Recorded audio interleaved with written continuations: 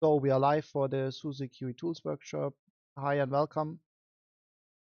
Today, after 2 months, I would like to do another roadmap discussion with you, which means that I can talk to you about the awesome features that we did within the past 2 months and the plans that we have going forward until December and then beyond.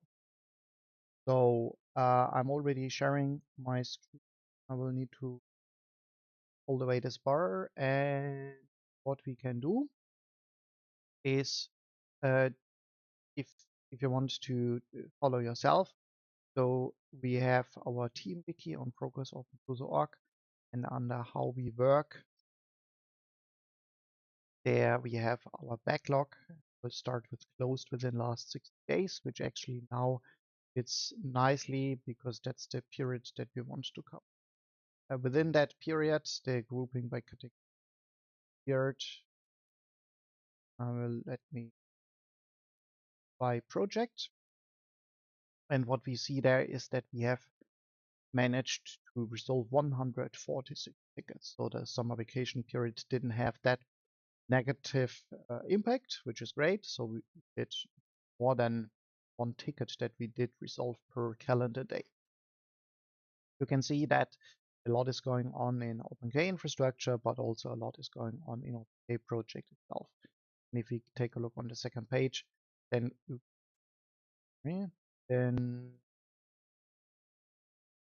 we see also that there's some SUSE internal work, and there are also some generic QA tickets. Let's start with those. Documentation of test API not rendered correctly. I think that is actually also OpenK relevant. Then discuss benefits versus drawbacks about applying mitigations as early as possible versus keeping a system in broken state to investigate. So that was a research and a discussion that we wanted to do because we were always quick to respond to any kind of problems that we have, like an outage or a regression or something like OpenK tests not being scheduled anymore as a regression due to work. But often, which I completely understand, the engineers in the team want to dive into the real problem as soon as possible, but then some mitigations like rolling back the production system haven't been thought of as a first thing. So even if a fix was quickly worked on, maybe it would have been even quicker in some cases by some mitigations. And yeah, and we applied some learning from that in our wiki. Well, basically that it is the best practice from the industry to think of mitigations and rollbacks, and we clarified that in our team wiki. So going forward, I hope that we can even better. Then in that good time period, we also had, for example, a SUSE Hack Week. And the next one at SUSE is already planned for next November. And I think an interesting outcome of that were, well, at least some plans regarding the integration of AI. I think some other minor details have also ended up in features which are already visible by now, but I don't recall. Let's take a look into OpenK project. I will try to select the most interesting ones. So we had an OpenK tour, which you would find if you're logging in as a new user or a new user on a new OpenK instance. And that tour was sometimes misleading, sometimes annoying, also a bit underused, and it was becoming problematic with the dependencies. So what we did manage is to not simply drop the tour or something, but come up with a better alternative with better help text describing what things are for, so that you can hover over menu items and they would explain you what they do regardless if you do it as a tour or not, which I think is also clear enough for first time. And then a time box solution about triggering audience history example test from fresh OpenClaw instance. That is something that I would like to show you in action. So let's go to any instance, which in that case is OpenSUSE.org. And on here, you'll find a new top level menu entry. And we can click that, and you can see that it offers you to trigger tests, which is either example test or test from scenario definition. Let's start with example test, because maybe that's something that you would like to do as a first-time user of OpenQA. So think about you have maybe a complete in OpenQA which had been set up. You don't know what to do. You click that, and it says you can simply submit the form as is. I'm not going to read the text. I know, like, okay, I can adjust that. That's pretty cool. I don't want to because I don't know what I'm doing. I will just click on create test. These tests have been scheduled. Check out the product log for details, and we would be able to see there's a scheduled product. Awesome. So something had been triggered here. And of course, if we go to all tests, then we would also be able to see that. There's build OpenQA example, something simple boot, which is great. If that would be a clean instance, then that would obviously be the only one job appearing here. And I think that's pretty neat because it's already finished. It shows a really good example. It works out of the box with a simple click. And I think that's a great starting point, especially for newcomers, but also for seasoned test developers. That's providing something immediately with the great work from the team. So we can customize, and you can put in stuff over the web UI. You can specify additional settings, everything with the help text here with a link to documentation, scenario definitions, which we can copy paste, which we can adjust. It also has this neat built-in editor. You can fold away that. So it looks really, I'm amazed how polished it looks already. It does have a typo in here, which I haven't observed. So yep, it's not perfect. Cool. So that was actually just the spike solution timebox task that we started with, and that was done. And after that, we streamlined it into the real feature, which, as I demonstrated. What else? So yeah, OSD Nginx yields 502 responses rather than being more resilient of web UI restart. So that sounds like, okay, that's a problem in your infrastructure. But we learned from that the result. Let me see if I can find the corresponding pull request.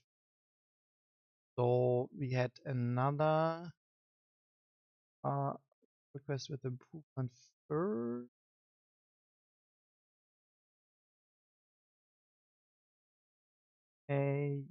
So there was this pull request, but I think also one in before. So basically what this pull request and also a related one in before do, they provide an option to restart the OpenGL web UI, but keep the old process running until the new one is ready, and then immediately take over the socket. And that means that we can restart the web UI completely. So all the processes are replaced by a new version, but all new requests that would come in 1 second, they are worked on by the old process, and second by a new one. And in most cases, you would not even be able to realize that, which is great. So there's no period in between of 500 responses from the web proxy.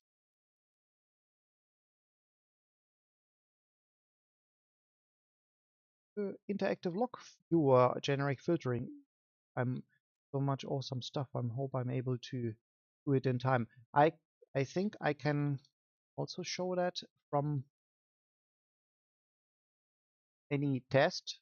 I will just select one and then logs, and then I go to any log file, and then you see that this is a different log viewer. And the important part is now I can filter for something. So I can, for example, when I'm looking for generic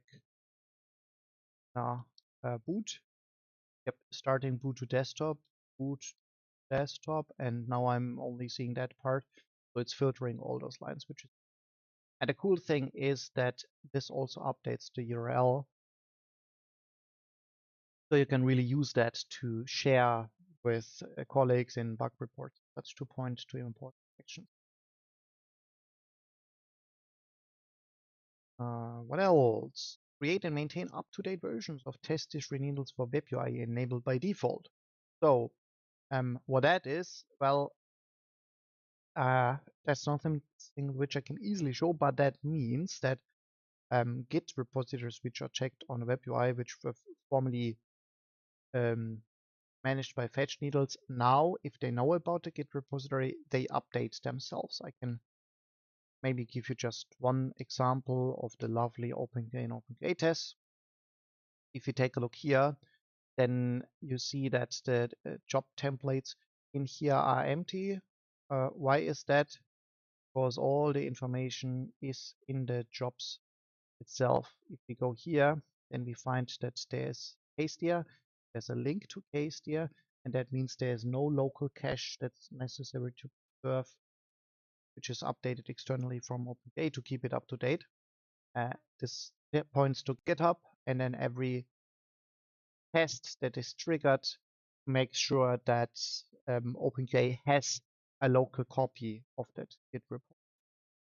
Also, that's done on the web UI as well as on the worker accordingly. And of course, what's important that this would still match. So, you have the needles and the candidate needles and the source code matching to the product. But an OpenGA admin doesn't need to manually maintain those directories anymore locally. I mean, that's still supported, and that's still what we run for the, let's say, in the legacy way for distributions like Osado. We will think about a migration plan eventually, but for new product, that's especially important. And also, it can be used for any kind of fork of repositories that you want to trigger tests from. Let's see. Ensure AppArmor is enforced in OpenGA and OpenGA. So yeah, we use OpenGA in OpenGA tests now with the AppArmor profiles, which we also supply, so that we ensure that this is also covered. Probably not all the features, because some are depending on the interactive actions that they do. But still a major part is now covered. I removed the deprecated script run die on timeout 0. So now the code is easier, and that should be less ambiguous for something which some people stated this was a wrong way all along to allow script run to continue on a timeout and have unclear results. And we also helped to update test repositories like Osado to use the better equivalent. Add support for priority setting when posting single jobs. So yeah, it's possible to now you create a job or down job, you immediately sets the priority.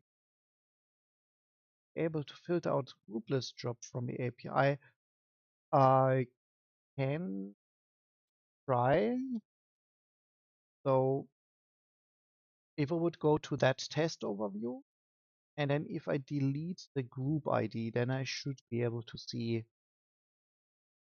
just a single job. That was unexpected. Well, okay, because it's using a different build. However, I guess I can already I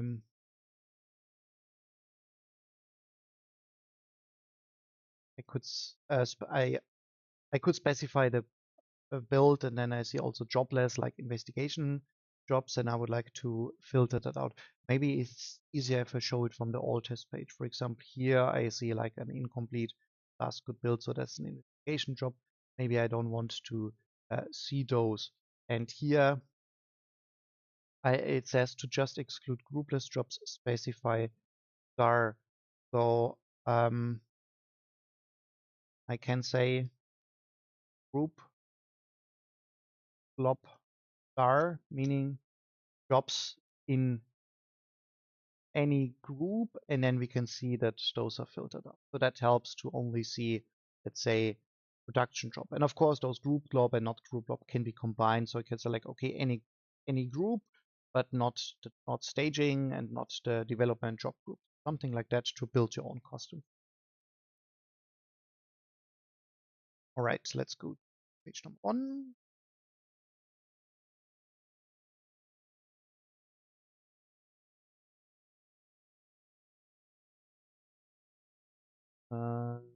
We broke something and we fixed it. Fine. But where?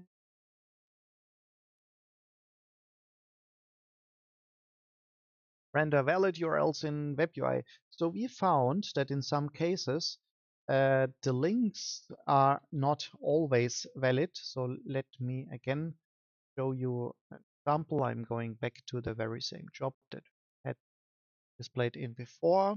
I'm going to log and audience log, and more we have URLs, especially because also now we are using something like Hastia immediately pointing to a Git repository. And you can also see links here, right? And those links should be valid. For example, here it says downloading this vagrant libvirt box from a URL. And it's possible now to properly click and really follow those URLs. You can already see in the bottom bar where this URL would be pointing to, because in some cases in before, due to a bug in the upstream library that we used, the link wasn't properly passed. Either it was like including a single tick or a quote parameter or even HTML span elements or quotation parameters. So we see those examples here, and also in other cases like here, this is the Git URL which is used within the repository, so we can also click and follow that link. And well, in theory, you could also follow those links. Also, they don't help. So that were all really necessary and helpful fixes.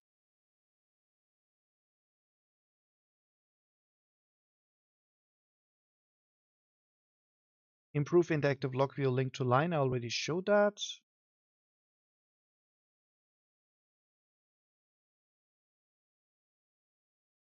Yep, so that should be about the most important stuff that I wanted to demo and mention. And now in the infrastructure. Obviously, this is a bit more reactive work, as in trying to keep stuff running.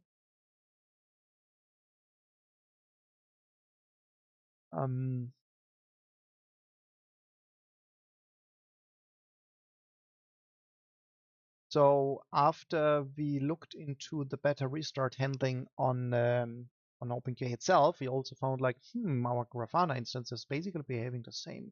Whenever we restart or reload, whenever we restart Grafana, then we observed also 502 bad gateway errors, and we, because we grew a bit more sensitive to that, and then we found like, okay, I think we can do better than that. And then we came up with an approach for better handling that. Do we actually need to restart or reload, or actually don't do anything regarding on the change that we deploy, but also handle it better with Grafana, with the Grafana server itself. So that's great.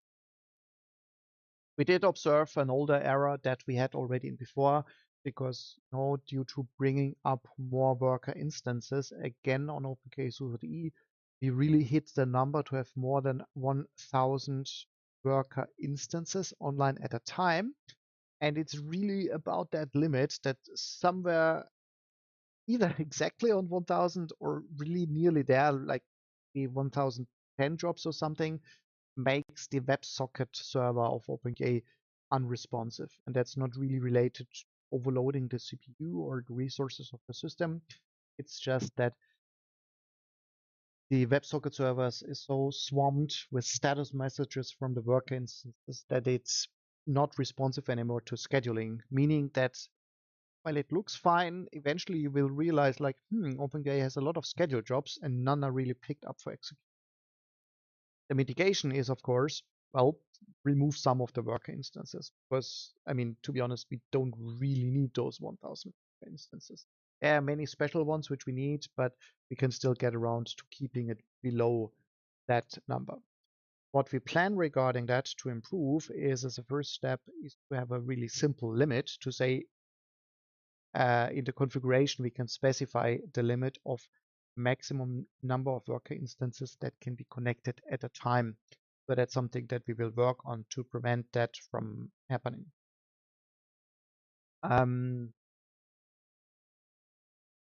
What else?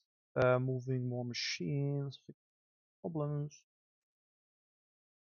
System about extending the space, so there's always more data that need to be stored. And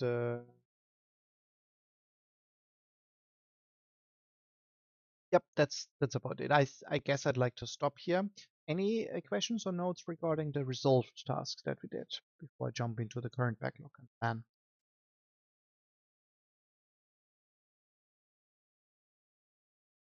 Nope, cool.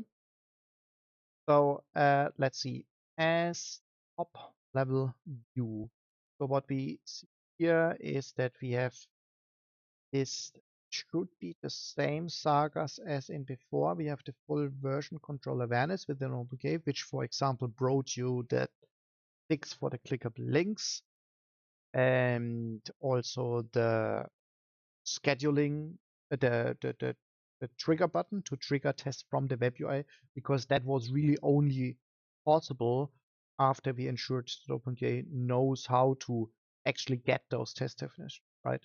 Think about a clean instance where there's no test data on it at all. You just spawned it from a one-line container run call, and then you want to schedule tests on that OpenGate instance. With OpenGate knowing Git URLs and how to handle those itself, that's how we could build that feature. And as I mentioned, there are still distributions already in place, kind of legacy, and we would like to provide a way to migrate them either, and one part of it is replacing the fetch needle script, which is also part of OpenGA, but it's really like meant to be done next to OpenGA as a cron job, and that looks a bit too much old school. So we now want to plan it so that the other Git-related processes of OpenGA also do not interfere with that anymore. So that's the work that we need to finish for that saga, so that we can really help to complete it eventually. And I'm hopeful that this will happen soon. Like really the long tail of the work that we need to do there. It takes not too much effort nowadays, but takes a bit long to clean up the rough edges that we still have. And the second saga that we have is OpenGate for SUSE customers, which we also started a longer time ago by providing more streamlined container images, built OpenGate SUSE internally solely within the IBS structure, which is the SUSE internal build services. And what we plan to do there is to bring it on top of a SLFO base, that's the SUSE Linux Framework 1, as a new operating system base. So the current plan, I mean, we already managed to have OpenGA in CLI with some dependencies coming from PackageUp, and OpenGA would be able to run from SLI if, let's say, one or two more submissions would be accepted into SLI, but currently, as of now, that's not planned to do it for the kind of legacy product stream of SLI, but rather build it on top of the new generation of products, which in that case are more container based. So we are good with a VCI based container. We will just bring it onto a different base there. And as part of that saga, also there will be some quality of life improvements and some part of refreshing dependencies for the web UI had already been done there, and there's more work ongoing also for improved test code coverage of OpenGA itself. If we take a look into the detailed backlog, then what we see there, that is a new topic, that we have right now 50 tickets in our backlog. What's currently in feedback is some necessary work, which I don't want to go into details. And currently in progress is the replacing the fetch needle script with a minion job so that OpenGA can control that OpenGA work directly. We are improving ambiguity regarding OpenGA worker installation on SLE so that it's clear which SLE modules and which dependencies need to be enabled for both the web UI as well as the worker. We are looking into telegraph errors to have our infrastructure even more sustainable and long time supported on the many machines within the QE infrastructure that we run. We found an interesting problem to open scheduled product page. I think I can demonstrate you that problem. So if I go to that page, it is, and it will stay like that, which is well, obviously a problem that we would like to fix. So it's not like this will take very, very long, but I think this will stay indefinitely. And this is a problem that we want to fix. And another feature which is upcoming is restarting the filter jobs from test overview. We already have that box, which I can show you on the test overview page. Within here, and there's a little icon to add comments to the jobs. And what's currently planned is to extend that, and I can show you with the awesome screenshots that awesome Janis provided in the pull request. It will look something like this. So next commenting, you should also be able to comment and restart the jobs in one step on multiple selected on all the jobs that are currently showing up in the filtered view. We need to provide a little bit work on that because we don't want to make it too easy for people to click on that because you could like restart a lot of jobs which could incur a lot of cost and like delay the release of a new Tumbleweed snapshot by a day or something. So we would like to make it clear that this is really something that you should do after verification, or that you're clear what the effect is, and that's maybe this is only used to should be used sparingly.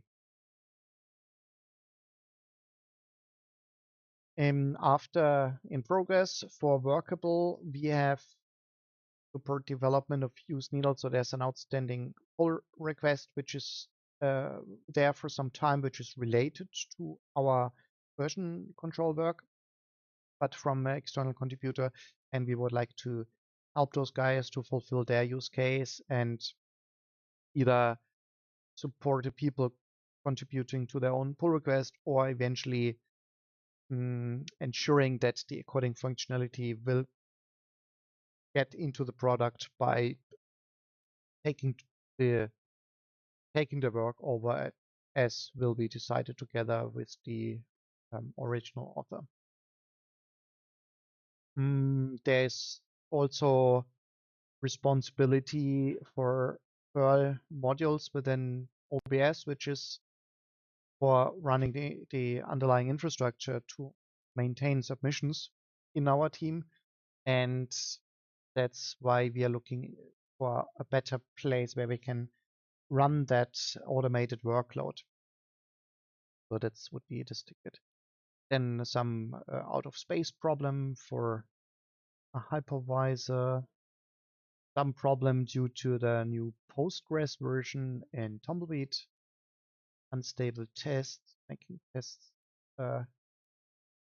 more stable.